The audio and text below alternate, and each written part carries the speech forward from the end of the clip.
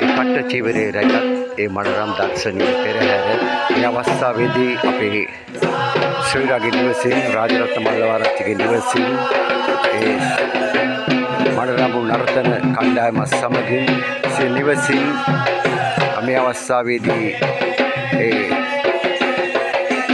ලස්සන දර්ශනීය අවස්ථාව තමයි මේ මෙලෙසින් රූපගත කරලා මට හැකි ආයුධයෙන් මම මේ අවස්ථාවේදී ඔයගලන්ට මෙය දෙන්නීමට උත්සාහ කරන්නේ. මේ වෙනකොට මධ්‍යම රාත්‍රිය ඉක්ම වෙමින් පවතිනවා. ඉතින් වාසනාවන්ත පින්වත් හිතවතුනි, මේ ලස්සන සුන්දර දැකුම් කළු අවස්ථාව මෙලෙසින් රැගෙන ඉන්න උත්සාහ කරනවා. මෙම රැ අවස්ථාවක් නිසා බොහෝ විට මටත් පේනවා අඩුයි.